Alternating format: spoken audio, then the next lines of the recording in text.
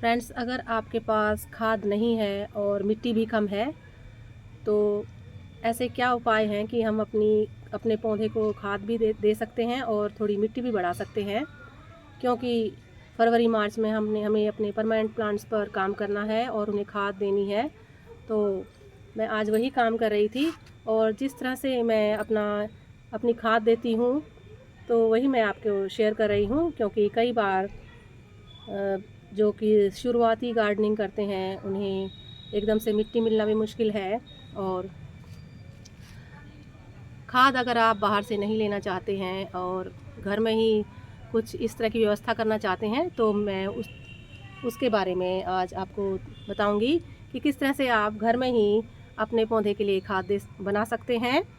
बस इसके लिए आपको 2-3 दिन का इंतज़ार करना पड़ेगा, क्योंकि हमारे घर में रसोई में बहुत सारी सब्जियां आती हैं। जिस तरह की आजकल सर्दियों में हरी सब्जियां बहुत हैं, मटर के छिलके हैं और सभी तरह की सब्जियों के छिलके हमारे पास उपलब्ध होते हैं। और हम चाय वगैरह पीते हैं तो हमारे पास चाय की पत्ती भी होती है।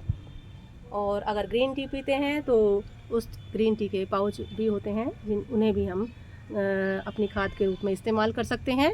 तो फ्रेंड्स, हमें करना यही है कि जो भी हम सब्जी को छीलें या उसमें से जो वेस्ट निकले या मेथी के तिनके वगैरह हों और पालक वगैरह जो भी उनके जो हमारी हरी सब्जियों के काफ़ी वेस्ट निकलता है तो उसे हमें थोड़ा सा धूप में सुखा लेना है। जिस तरह से कि मेरी ये सारी पत्तियां धूप में सूख रही हैं और आजकल हवा भी चल रही है तो 1-2 दिन में ही ये पत्तियां सूख जाती हैं। तो आप जो भी रसोई में सब्ज़ी बनाते हैं तो जिस तरह की आलू के छिलके, प्याज के छिलके, सभी तरह के छिलकों को कच्चे जो भी हों उन्हें आप इस तरह से सुखा लीजिए और उसके छोटे छोटे टुकड़े कर लीजिए। और फल फ्रूट आता है सबके घरों में और इस तरह से उनके छिलके भी होते हैं, उन्हें भी आप सुखा लीजिए। थोड़ा सा उन्हें थोड़े से भी सूख जाएं, थोड़े नमी भी रहे तो कोई बात नहीं, क्योंकि अब आगे गर्मियाँ आने वाली हैं, कोई नुकसान नहीं होगा। मैं हमेशा से ही इस तरह से ही गार्डनिंग करती हूँ, बिल्कुल सहज ढंग से आपको तरीका बता रही हूँ। आपको कहीं जाने की ज़रूरत नहीं है। और इस तरह से ये कुछ चीज़ें हैं और मेरे पास तो राख भी है। और फ्रेंड्स, मेरे पास थोड़ी कंपोस्ट है अपनी, और मैंने इस तरह से अपने गमलों को खाली कर लिया है। देखिए, मैंने इस तरह से अपने आधे आधे गमलों को खाली कर लिया है।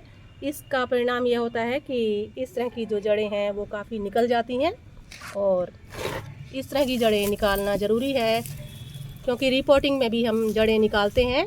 तो इस तरह से हमें बिना रिपोर्ट किए ही अपने प्लांट्स को गर्मियों में अच्छा बनाए रखने के लिए हमें इस तरह से गहरी करके खुदाई कर लेनी चाहिए। और मैंने शाम को कर दिया था, इससे इसमें अच्छी तरह से हमारे पौधे को ऑक्सीजन मिलेगी और गर्मियों में नीचे तक हमारा नीचे पॉट तक, गमले के नीचे तक मिट्टी तक पानी जाए, ये बहुत ज़रूरी है। तो इसलिए जो भी हार्ड मिट्टी है वो मैंने निकाल दी है। और इस तरह से मैंने 2 गमलों पर अभी काम किया है। धीरे धीरे फ्रेंड्स, इसमें काफ़ी टाइम लगता है। अगर आपके पास ज़्यादा गमले हैं तो इस तरह से जितना भी टाइम हो उसी के हिसाब से हम काम करते हैं। तो इस तरह से मैंने कर लिए हैं ये खाली, और ये इनकी निकली है मिट्टी, देखिए। और इसमें ये इस तरह की जड़ें हैं और ये मैंने मिट्टी को धूप में सुखा दिया है। और फ्रेंड्स, अब करते हैं हम किस तरह से काम करना है। और मेरे पास कुछ सूखी पत्तियां भी हैं। अगर आप गार्डनिंग पहले से करते हैं तो इस तरह से आपके पास ड्राई मटेरियल, खूब सारी सूखी पत्तियां इस टाइम निकल रही हैं। गुलदाउदी के फूल भी सूख रहे हैं और हमारे, अगर आपके पास मैरीगोल्ड वगैरह भी आपने ग्रो कर रखा है तो उसके भी फूल सूख रहे हैं और कोई पत्तियां इस तरह से सूख जाती हैं। और बहुत सारे पतझड़ आया हुआ है तो पत्तियां बहुत मात्रा में मिलती हैं। और अगर आपके पास पत्तियां नहीं हैं तो आप कहीं पार्क वगैरह में जाएं तो वहाँ भी पत्तियां आप वहाँ से भी कलेक्ट कर सकते हैं। तो फ्रेंड्स, इस तरह से पहले हम इसको भरेंगे इस तरह के ड्राई मटेरियल से। ये देखिए, बिल्कुल सूखा है और इस तरह से हम इसको, और इस तरह से ये हम डालते हैं तो इससे आराम से सहज ही कंपोस्टिंग हो जाती है। और इस तरह से तरह तरह का जो मटेरियल हम डालते हैं तो उसको पोषक तत्व भी मिलते रहेंगे। और इस तरह से हम डाल देते हैं, ये सारे जो पौष्टिक तत्व हैं हमारे प्लांट को भी मिलेंगे। और हमने तो इनका पोषक तत्व ले लिए हैं और मेरे पास तो बहुत ज़्यादा मात्रा में इस तरह से मटेरियल रहता है। तो इस तरह से देखिए फ्रेंड्स, ये हमने भर दिया है और क्योंकि ये अभी काफ़ी नीचे दब जाएगा सूख कर, और थोड़ा सा हम इसमें वुड ऐश भी डाल लेते हैं, लकड़ी की ये राख। और इस तरह से कुछ इस तरह का ड्राई मटेरियल भी डाल लेते हैं।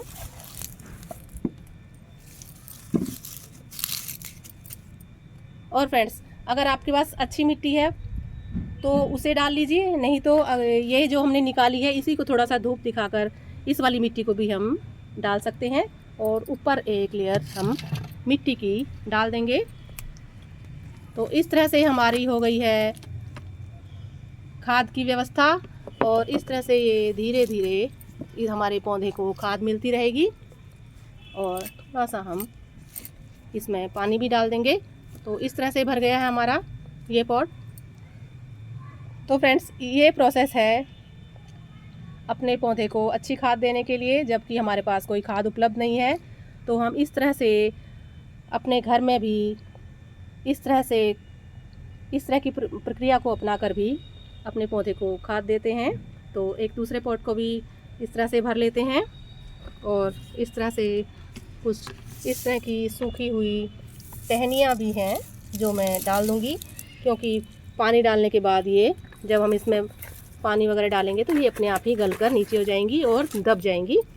तो इस तरह से हमारे पौधे को खाद भी मिल जाती है, और हम अपने जो भी अपने घर का जो मटेरियल है, वेस्ट है, उसका भी हम सदुपयोग कर लेते हैं। तो इस तरह से दो काम हमारे हो जाते हैं।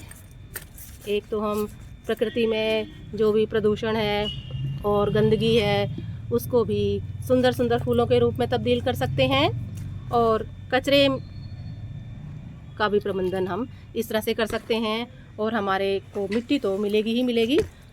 और इस तरह से फ्रेंड्स, ये मेरा पॉट भर गया है। मैं इसी तरह से अपने पौधों में खाद दे देती हूँ। कोई खाद मैं बनाती नहीं हूँ, लेती नहीं हूँ बाहर से। और इस तरह से ये जो पुरानी मिट्टी निकली है इसे आप सुखा लें, और फिर दोबारा से किसी और इसी तरह के पोषक तत्वों को मिलाकर नए गमले में इसे इस्तेमाल कर सकते हैं, और कुछ ही दिनों में इसमें नई नई ग्रोथ शुरू हो जाएगी। और मैंने इनकी प्रूनिंग कर दी है। ये हिबिस्कस के प्लांट हैं फ्रेंड्स। इस टाइम आप जिस भी पौधे को खाद देना चाहते हैं तो यही प्रोसेस अपना सकते हैं। ये मैं दावे के साथ कह सकती हूँ कि बहुत ही अच्छी फ्लावरिंग होती है। मैं इसी तरह से गार्डनिंग करती हूँ। आप भी इस तरह से प्रयास कीजिए, तो आप भी सुंदर सुंदर फूल देख पाएंगे अपने गार्डन में, और आसानी से वेस्ट मैनेजमेंट भी हो जाएगा, और कचरा प्रबंधन तो होगा ही होगा।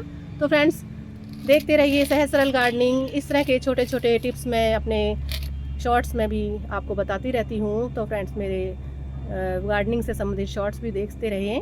तो thank you for watching. Happy gardening.